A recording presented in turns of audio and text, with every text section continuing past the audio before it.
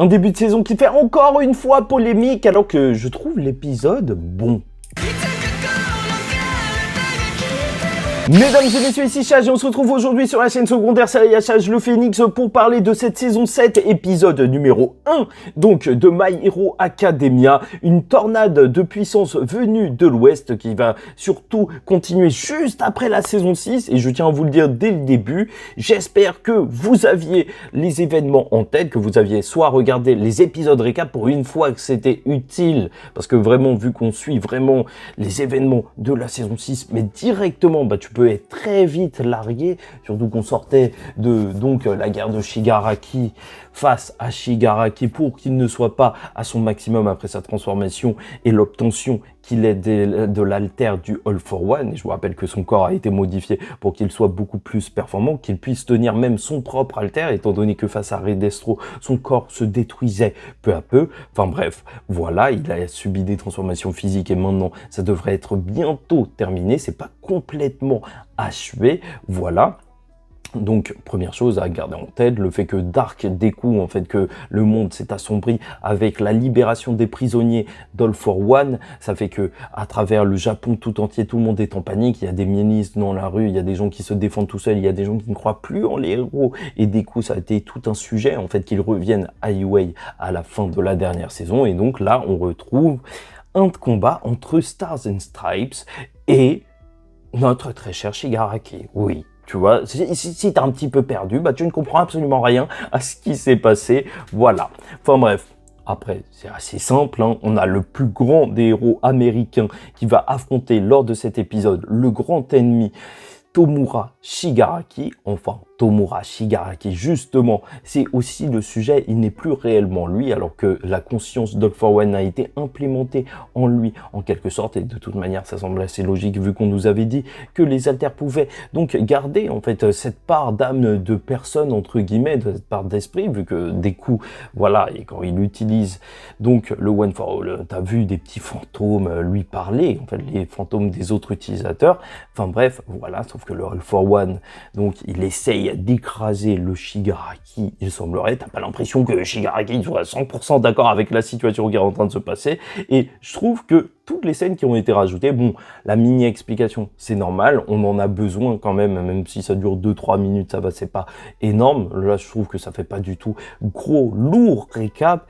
et en plus de ça, la mini-introduction donc de Stars and Stripes, donc la première héroïne américaine, enfin, pas la première, toute première, je veux dire, la top, tu vois, celle qui est tout au-dessus, et la femme la plus forte du monde, elle est bien faite, tu vois, non, la base aérienne, et donc là, on va la retrouver directement attaquer ce Tomura Shigaraki qui se trouve dans les airs, car il s'attendait à ce combat, All for One en parlera, oui, en fait, c'est autant dangereux que c'est une opportunité pour eux de devenir beaucoup plus puissants, parce que son alter est juste monstrueux, et je dirais même que, bien sûr, là on va en parler de son alter, que son alter est peut-être le plus puissant de My Hero Academia, et sûrement le plus puissant de My Hero Academia, parce qu'on est dans l'ordre des alters conceptuels, à mon avis. Donc, tu vois, Eri, son pouvoir, c'est pas juste de soigner les gens, c'est de faire revenir les choses dans le passé, en réalité, donc jusqu'à un moment où ça allait bien, et ça peut même faire disparaître les alters en étant un petit peu modifié, on a vu avec les balles d'overhaul et tout, enfin, tu vois, ça n'a plus absolument aucun sens, même là, ils en parleront lors de cet épisode, en fait, ça surpasse la limite de ce qu'on pourrait considérer comme un alter, là, c'est plus du tout un pouvoir classique, entre guillemets, être super fort, feu, eau, glace, je sais pas quoi, ouais, une langue de grenouille, oui, c'est peut-être pas le meilleur des alters, lancer des boules de ses cheveux, c'est pas ouf. Oui, là, on est sur quelque chose d'une autre catégorie, totalement. Et on n'a jamais vu quelque chose d'aussi puissant dans My Hero Academia. Vu qu'elle va arriver déjà sur un avion ultra badass, monstrueux physiquement, ce que j'apprécie, encore une fois, avec Horikoshi, et je ne le répéterai jamais assez, c'est que Horikoshi, il a, je dirais pas de ce respect pour le corps de la femme, je sais pas, je le connais pas personnellement, mais en termes de dessin, en tout cas, il n'a pas peur de, quand il veut faire une femme musclée, une bodybuildeuse, quelqu'un de mastoc, il le fait, on l'avait vu avec Mirko, mais là d'autant plus avec Stars and Stripes, c'est juste ça, tu vois, en termes de représentation, c'est assez cool de voir des gens totalement différents, tu vois, une héroïne féminine, mais en fait c'est All Might, c'est All Might la meuf, elle est elle est large. Voilà, on va dire ça comme ça. Enfin bref, en plus elle arrive avec des avions, ça représente bien les États-Unis. Donc tout ça, se battre avec de l'armement, et ça montre aussi que là, ils sont prêts à tout donner face à Shigaraki, à vraiment tout envoyer face au Shigaraki, qui est une menace mondiale en réalité. Et si on apprendra qu'en fait le monde entier est un petit peu occupé parce que All for One, il a des amis un petit peu partout, tu vois, le mec il se la pète, ok, j'ai l'impression que c'est la phrase que tous les escrocs disent, oh tu sais, je connais un petit peu tout le monde. Enfin bref, voilà, donc il a lancé tout le monde doit s'occuper de ses propres problèmes, mais SAS en tant que plus grande héros américaine et en tant que élève d'All Might entre guillemets, ou en tout cas All Might est son mentor spirituel, bah elle va venir, elle va aider le Japon et aider même le monde entier en affrontant le Tomura Shigaraki. Et ça déjà c'est intéressant parce que ça veut dire que c'est un personnage qui est issu, ou en tout cas lié, du film My Hero Academia, où on voyait donc All Might qui était dans sa jeunesse parti aux États-Unis, d'où le fait qu'il soit devenu complètement zinzin des States et qu'il se prenne pour un Américain. Et après ça explique pas comment ça se fait qu'un blond aux yeux bleus soit né au Japon, mais ça c'est un autre sujet, On connaît pas les détails de sa parenté à part sa mère, enfin bref, voilà. Donc, il avait sauvé cette petite fille et il l'avait inspirée, et pour le monde entier, en fait, c'est vraiment le symbole de la paix. Et déjà, ça rajoute en termes d'aura pour All Might, et même c'est hypant pour un premier épisode de saison. Tu vois une meuf qui elle, l'élève d'All Might dans un certain sens. Voilà, je te le dis. Tu vois quelqu'un qui a été inspiré par lui et qui est au sommet de sa puissance. C'est pas comme le Deku que tu vois devenir de plus en plus fort. Là, tu vois le petit All Might, enfin la petite All Might. Enfin bref, avec un pouvoir totalement différent. Et donc, on y vient, pouvoir conceptuel entre guillemets. Oui, j'ai commencé à divaguer, mais un petit peu le style de la chaîne, étant donné que son pouvoir, c'est New Order. Et en gros, très simplement, ça sert à rien de se casser trop la tête pour essayer de comprendre ce pouvoir, parce que c'est simple en fait. Elle ajoute une règle à ce qu'elle touche. Voilà, tout simplement en le nommant. Sauf que, bien sûr, un être vivant, c'est plus compliqué parce qu'il faut vraiment connaître son nom. Et comme on le verra face à Shigaraki, quand elle essaiera de l'empêcher de bouger, si lui-même, tu vois, il est en crise identitaire, il sait plus trop qui il est, bah, ça fait qu'il n'a pas réellement de nom, et donc ça marchera pas forcément, alors que c'est plus simple donc pour des choses inanimées comme des pierres, de l'air et compagnie. Retirer de l'air, c'est ce qu'elle fera, mais bon, c'est plus ça, on retirera de l'oxygène, parce que retirer de l'air, c'est un petit peu un autre concept. Enfin bref, donc ils peuvent pas dire, ah, je m'appelle pas comme ça, c'est un caillou, tu vois, si tu transformes un caillou, c'est un caillou. Voilà, elle lui donne un ordre, elle peut changer leur forme et tout, changer leur composition, vu qu'elle a enlevé de l'air, de l'air entre guillemets, voilà. Et lors de ce combat, on verra surtout une belle synchronisation, tu vois, entre les avions et elle. Enfin, tu vois que elle se bat en équipe. C'est pas du tout une meuf qui va se battre seule, même si elle est contre le gouvernement, et c'est un petit peu ce qui fait sa force, en fait, parce que elle ne respecte rien. C'est un petit peu le Captain America, parce que il y en a qui aiment pas trop Captain America, parce que il suit tout le temps les règles, mais c'est ceux qui ne font pas assez attention au personnage de Captain America, parce que moi, j'aime trop le personnage de Captain America. Il est vertueux et il n'hésite pas à aller contre les règles, justement, s'il estime qu'elles ne sont pas justes. C'est tout le sujet de Civil War et compagnie. Enfin bref, là n'est pas du tout le sujet, mais voilà, c'est l'héroïne qui n'aura rien respecté, même si on la prive de sa licence de héros, de sa place de je sais pas quoi, elle s'en fout, elle veut sauver le monde, et elle ira avec son équipe, tu vois, que c'est vraiment le groupe badass dont on avait besoin, et quitte à voir des héros venant du monde entier, c'est intelligent de la part d'Horikoshi de montrer la meilleure héroïne autre part, tu vois, c'est directement, tu vois, des États-Unis, peut-être le pays des héros, en théorie, normalement, des super-héros. Enfin bref, donc, elle est là, le combat, il se passe. Alors après, on va parler de l'animation en détail, parce que c'est vrai que ça fait un gros débat, mais moi, je trouve qu'elle a plutôt géré jusque-là, mais on verra surtout que la régénération de Shigaraki était extrêmement problématique, même en brûlant avec des lasers, alors il se régénère. On est vraiment face à quelque chose de juste intuable à ce niveau-là. Et en même temps, on parle de quelqu'un qui est censé peut-être être plus fort qu'All for One, ou avoir un meilleur corps qu'All for One. Et All for One, je te rappelle que c'est All Might qui le combattait, et All Might, il foutait un pain, il changeait le climat. Je ne sais pas si tu te rends compte du délire. Donc c'est normal que ce soit extrêmement compliqué. Et donc, en fait, je trouve que la menace à travers le personnage de Stars and Stripes, elle est extrêmement bien établie. Tu sens vraiment que c'est l'héroïne numéro 1. On te l'aurait pas dit. Tu le sens qu'elle est monstrueuse dans son pays ou même au Japon. Et ça, je trouve ça génial. C'est un épisode 1 de saison qui, certes, en fait, il est dans l'immédiat stress, hein, pour parler en termes littéraires, entre guillemets. Enfin, on rentre directement dans le vif du sujet.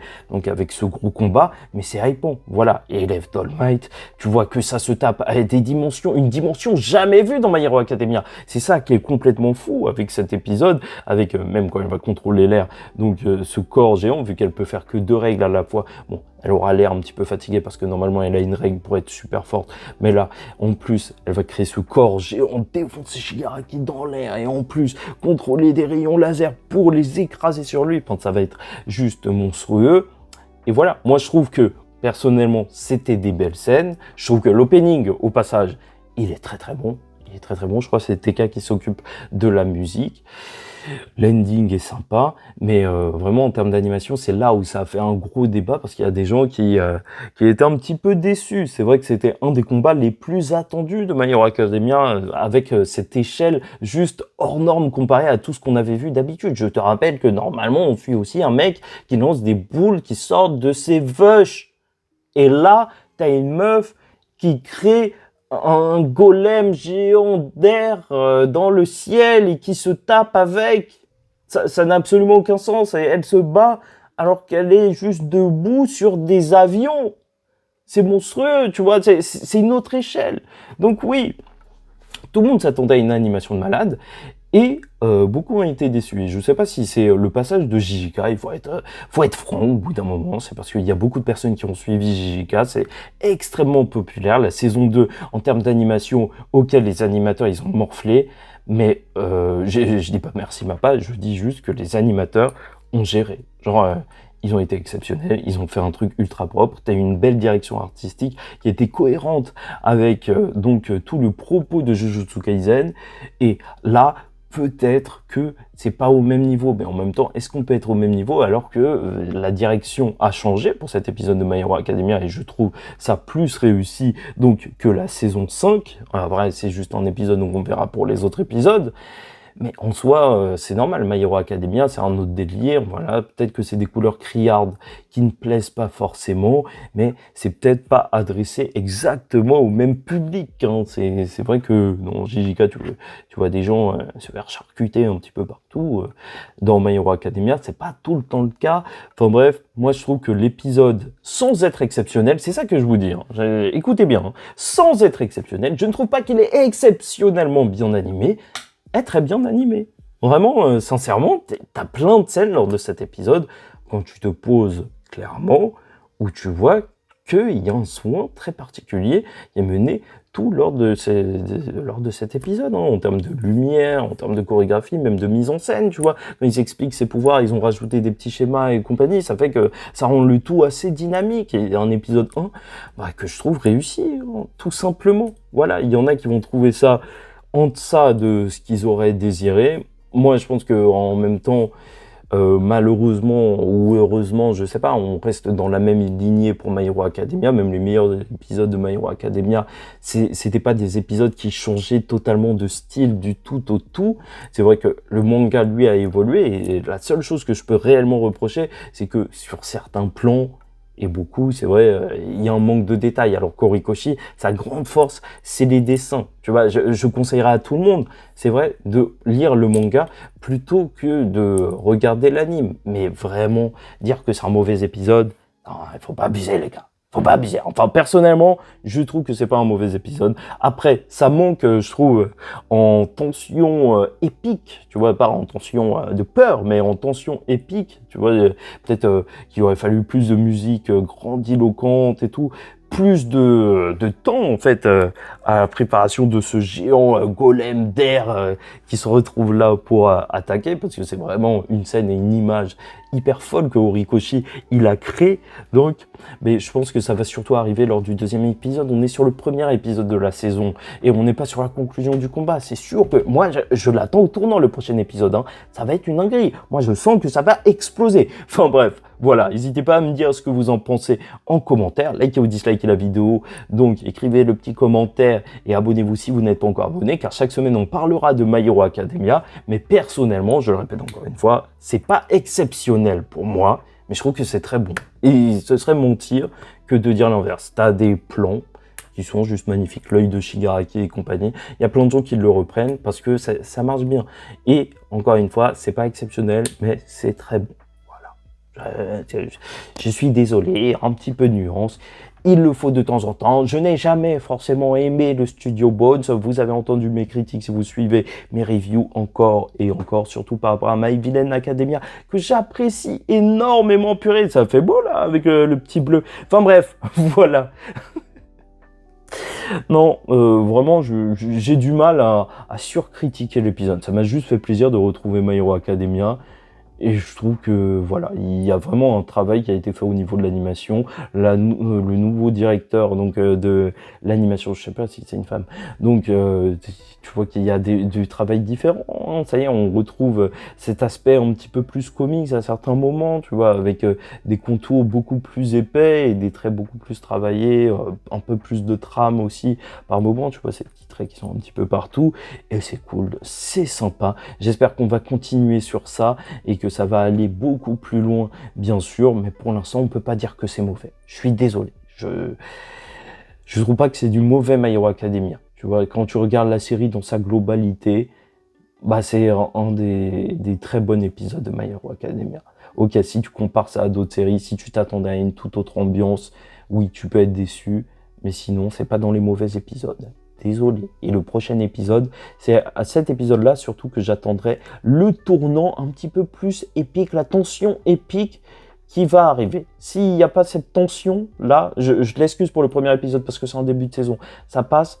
Bah oui, je vais être un peu plus salé, t'inquiète pas. Ah oui, purée, j'ai totalement oublié d'en parler, mais c'est vrai qu'on a aussi un passage sur le reste de la Ligue des vilains, puisque maintenant que Shigaraki est devenu une entité assez mystérieuse, bah bien sûr, on ne sait pas du tout ce qui se passe de leur côté. Spinner, il est là pour protéger All for One, il est de son côté, et en même temps, c'était un personnage qui était plus ou moins perdu depuis un assez long moment. On découvrira surtout que All for One, il va les utiliser surtout en termes de figures, donc pour cette nouvelle guerre, en fait, pour la suite de My Hero Academia, dans cette finalité, c'est pas parce que c'est les plus puissants qui vont être donc mis en porte-étendard donc des vilains, mais c'est surtout car ils représentent quelque chose. Tu vois, Spinner, on verra que il y a le reste du front de libération méta-humain qui va le suivre, parce que c'est des gens aussi qui sont des mutants entre guillemets, avec des mutations en tout cas physiques et qui ne ressemblent pas forcément à des humains qui vont le suivre.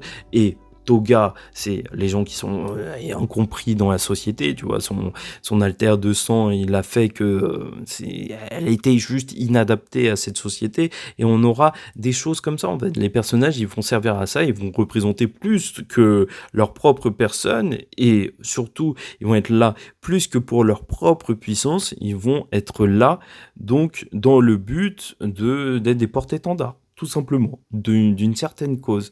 Et ça, c'est intéressant, parce que c'est vrai que les Nomu, en théorie, bah, tu vois, ça fait pas long feu, une Micro Toga face à un gros Nomu. Mais là, elle représente bien plus, tu vois, les psychopathes qui mangent des oiseaux. Oui, les psychopathes qui mangent des oiseaux, ils vont la suivre, oui, peut-être. Bon, en attendant la suite, je vous dis ciao tout le monde, faites très attention à vous, et surtout, paix sur vous.